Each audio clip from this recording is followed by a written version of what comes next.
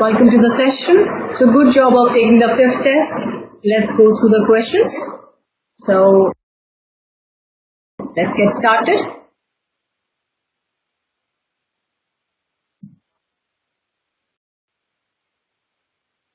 This is our first question. Look at the answer choices. We have disappeared from, both, disappeared both, or from, both, disappeared. Now this is testing us for idiom, and we know the idiom that starts with both. The correct idiom is both X and Y. Now we need to make sure that idiomatic pair is correct. So with both we have to have and. We can't, let's say we can't have both X or Y. So we'll check the idiom bit. At the same time, we'll also check the parallelism here. So is X parallel to Y or not? So here we'll check two rules. One, idiom, and then parallelism. So let's look at the question. Here we have Alexander the Great is a name known to all, but not all know the extent of Alexander's achievements. Now that the study of classics, then we have this. So we are talking about the study. The study of classics has disappeared both from. So if we have both from, that means after and we want from, which is missing here. So here if we have both from, we want and from. Idea is that X and Y need to be parallel. So A goes out. Let's look at the other parts. So A goes out. Then we have study disappeared from. So if we choose, let's say if we look at answer choice B, we have study disappeared from. Now from is coming before both. So let's see what is coming after both. We have both high school. So we have X is high school. And then Y is college curricula. That is good.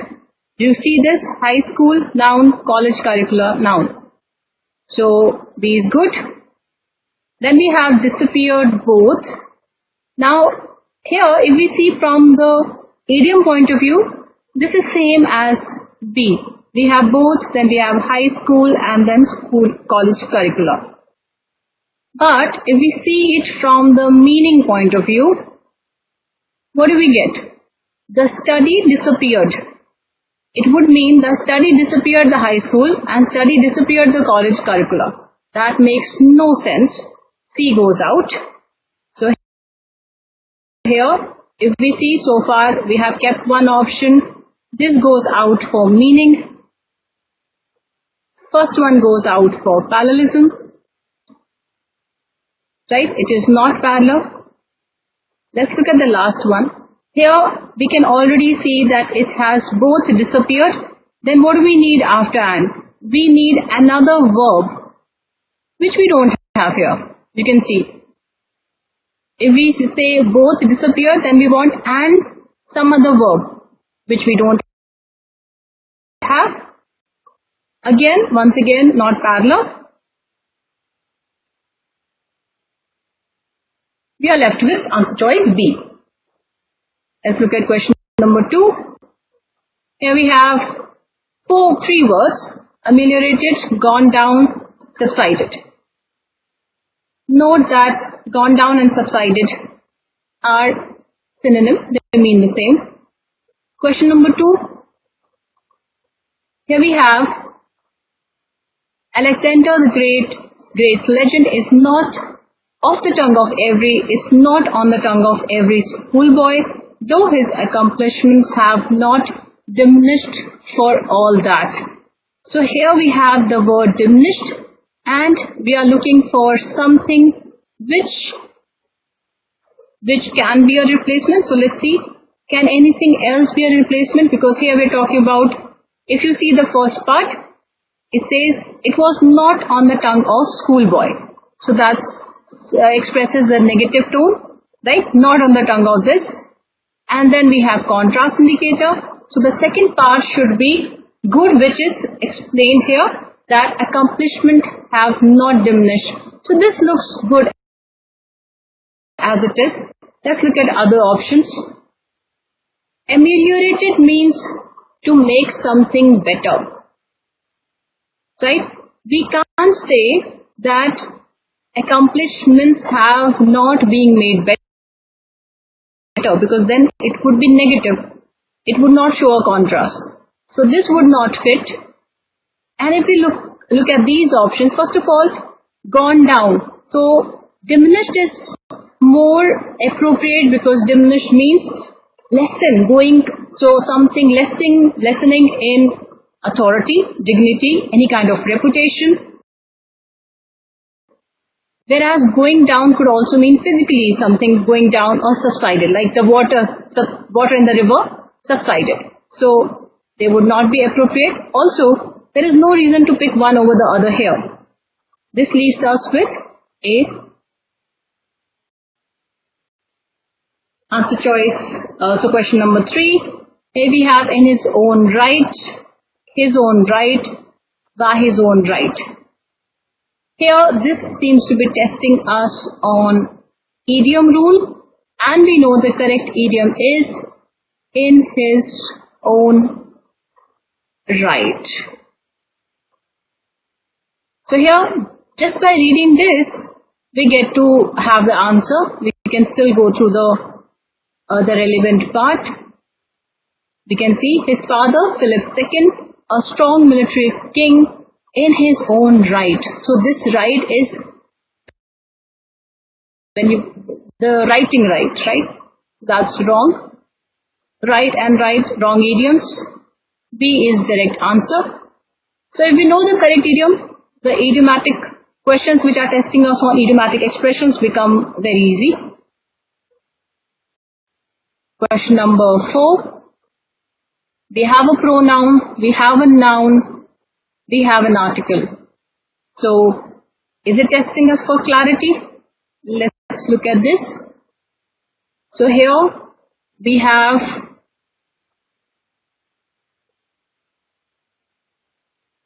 let's start from here.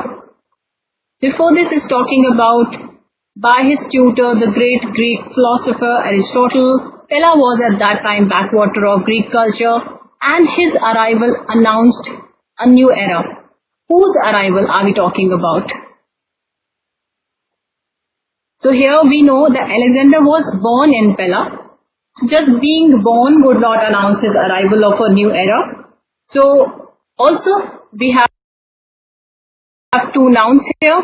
We have Alexander, we have Aristotle. So when we have two nouns and one pronoun, that pronoun is ambiguous,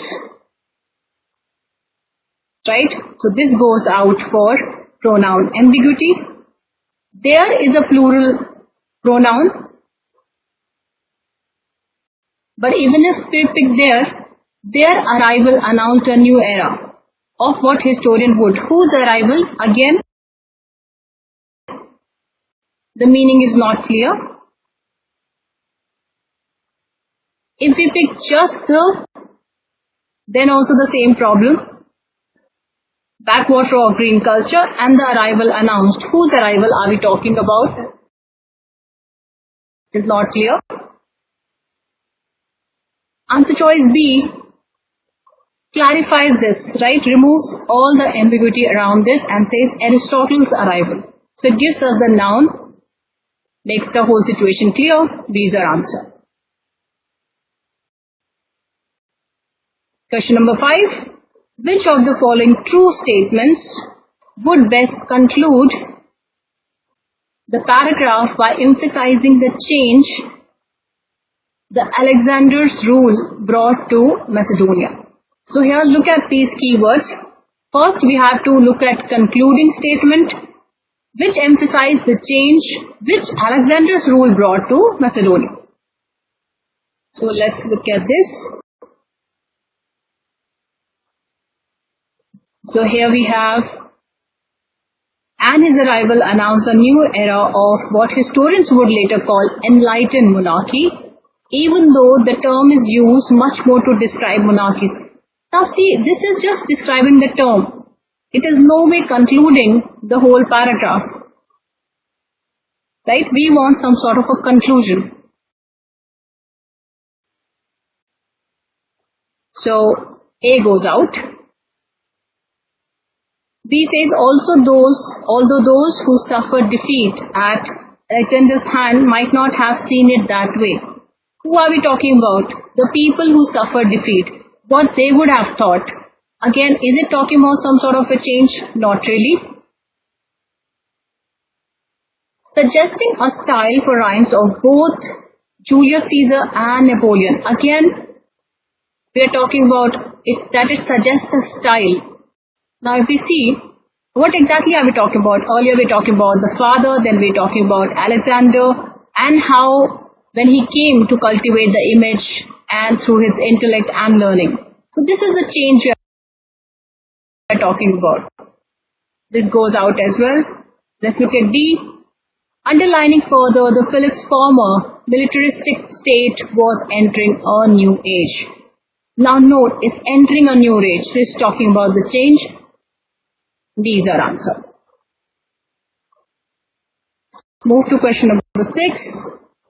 The author wants to insert an introductory phrase or a clause at the beginning of this sentence. So in case because the numbers are not written, if you see in this part, the numbers are not written, you can see this space. Wherever you have this space, that means the question is based on that particular part. So here, the author wants to insert an introductory phrase or clause at the beginning of this sentence that will emphasize the continuity of Alexander's rhyme that have with the previous one. Which of the following choices would do that? So now we want some sort of a connector. So let's see this. So here we are talking about the father. And here we are saying the concluding question, and this is now the relevant part. So here we can see, before that we are talking about the age was not entirely new. Alexander spent nearly all his time abroad, first united Greek kingdom that threatened to fall apart at Philip's death, then moving on to broader military conquest. And we know before here also, we know that his father King Philip, a strong military king in his own right. So he is now taking it further, he is moving it to a broader level. Here is the part. Alexander had conquered an incredible amount of land by the time of his death in this time. What part would suggest, would combine or would give an introduction to this part? So let's look at the choices. In what must have been truly exhausting. So this doesn't connect, this doesn't give us any kind of introduction. Goes out. What is that exhausting bit? So again, not clear. We want an introductory part that will connect this sentence, emphasizing the continuity of Alexander's rhymes. So that will not work. With great ambition. Again, with great ambition talks about maybe Alexander's ambition, but it doesn't connect with the first part. Goes out. As his father had before him. Now this connects father's time to the son's now. See that as his father had before him, and then we are talking about Alexander had conquered an incredible amount of land. So now we are talking about the military conquest that he is taking further. This looks good. Just as historians have noted, no, it's not at all about historians noting this thing, but this should emphasize the continuity of this time. So this goes out. C is our answer. Now we are leaving this question, we are skipping this question because the map is not clear. So many of you were not able to do this question. So we are skipping this. Let's move to next question. Question number 8. Here we have as he, although he, moreover he. So as could be for cause and effect, or as could also be for simultaneity. Two things are happening at the same time. For example, if I want to use it for cause and effect, I'll say, as I was stuck in traffic, I couldn't reach on time. Or I can say, as I was watching a movie, he was cooking dinner. Right? So two things happening at the same time. Although would again suggest a contrast. Although I was stuck in traffic, I reached on time. So note how it's working. Here, I was stuck in traffic, I couldn't reach on time. And here, although I was stuck in traffic, I reached on time. Moreover is just to add a point. So it's used as also. So let's look at what we need here.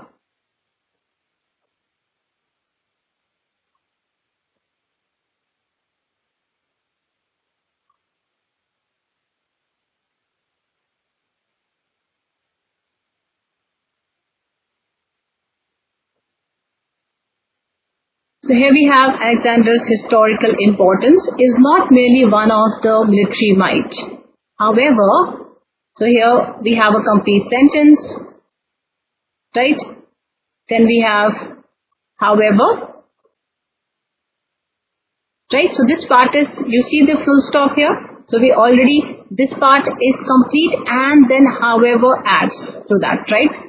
Alexander's historical importance is not merely one of the military might, however, right? Then he moved to these different parts of the world. He brought Greek culture with him, and his reign marked an unprecedented instance of contact between an ancient East and West. So here we see that this part is complete, and then we have another part which is also using a complete sentence. Now look at this. I'll just remove the scribble so you can see clearly. So here we have Alexander's historical importance, this part. So here we have a full stop here and then starting a new sentence. Right? So he moved to these different parts of the world. So that's complete one. Right? So from here to here, if we see, though we have a comma here, what kind of punctuation do we need? He moved to different parts of the world, complete. And then we have, he brought Greek culture with him and his Rhine marks. Then, and it's a continuation, right? So here, it's a completion of an idea, right? That means we cannot just have a comma, right? So this is a rule, comma splice. Answer choice A goes out.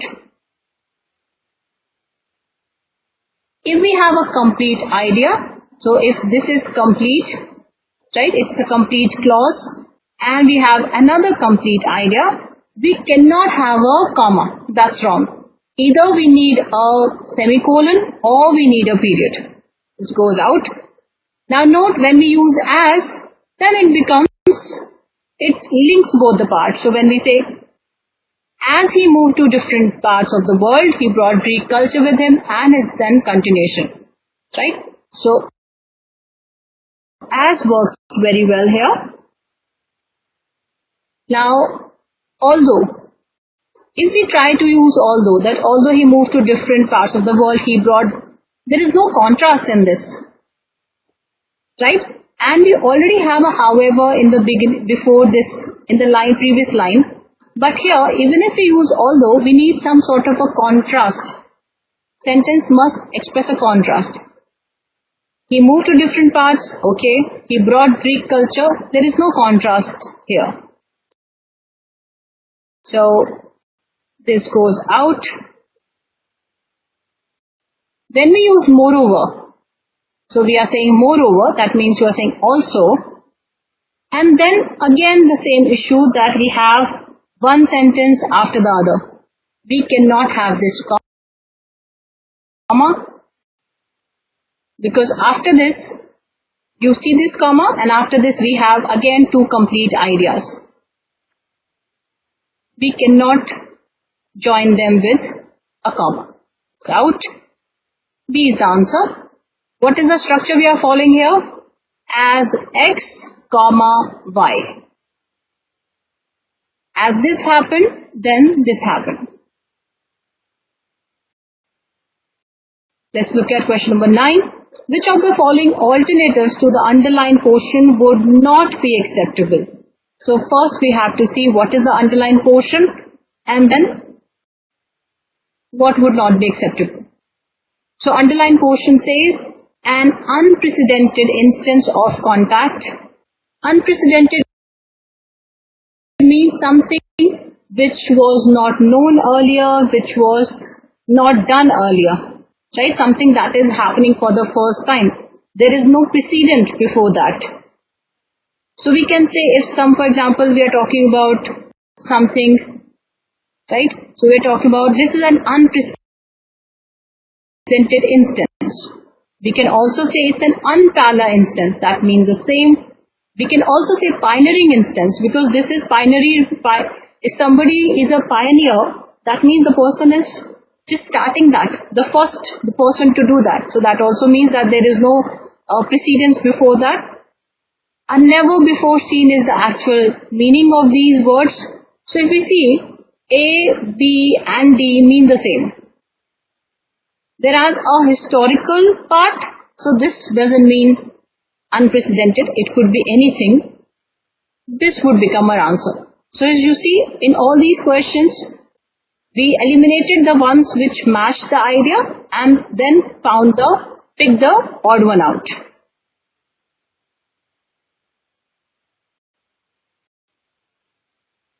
Which of the following is the most effective way to combine these two sentences? So now we need to combine two sentences. Let's look at the sentences. So here we have Alexandria, Egypt, perhaps the most famous of these cities, continues to thrive. That's one complete sentence. And then we have, it is the second largest city in the modern nation of Egypt.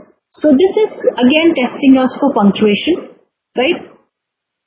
So as we read this part, this looks okay. So we see thrive. It is the second largest city in the modern nation of Egypt, right? Now, is there any issue here? We have no connection here. Alexandria, Egypt, perhaps the most famous of the city, continues to thrive. And then the second sentence comes. It is the second largest city in the... So we have two parts.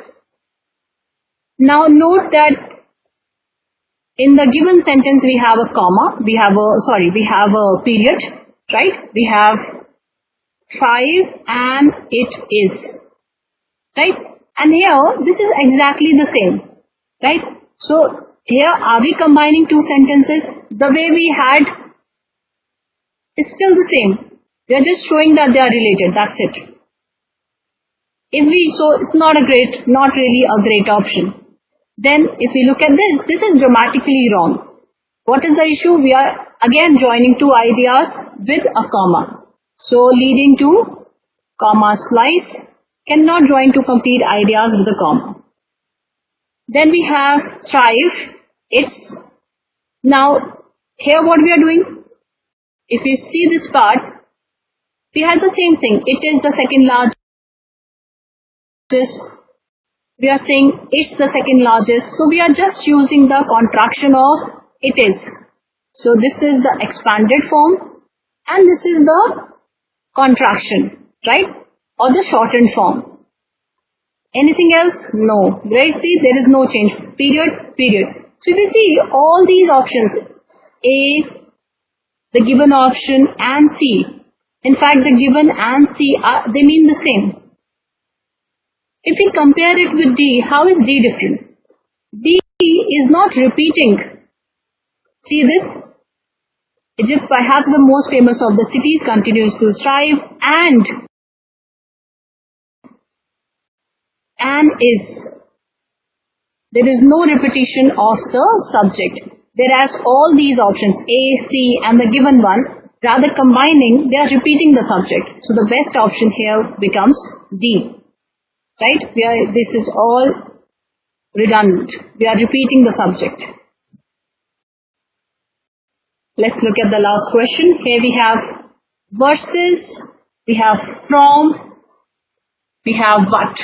So we need to see which of these words is appropriate in the context. So let's read the part. So here we have this part. Starts with after all, right? After all, Alexander, great teacher, Aristotle showed him this and this, and it seems Alexander himself understood his life as shuttling back and forth between man and God, and individual and world, and the natural. So what type of rule is tested? So here this question is testing us for list parallelism.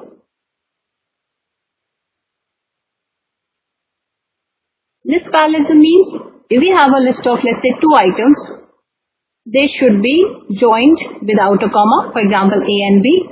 If we have a list of more than 2 items, they should be separated with commas. Like in this case, note that I have this comma, and this is not optional. You have to have this. This is mandatory. A comma before and. Now, what is A here? A is man and God. So we see A is man and God. Then we have B, the individual and the world. The individual and the world. After that, what do we need? We need and to complete this list. Third element is natural and unnatural. Natural and unnatural. So note, in this, we have a set. So in A, we have 2 elements, but together, this is taken as one and separated with commas. So here, this takes us directly to A, which is given. We can't have a list with versus or from or but. All 3 options go out. So this rule is called list parallelism.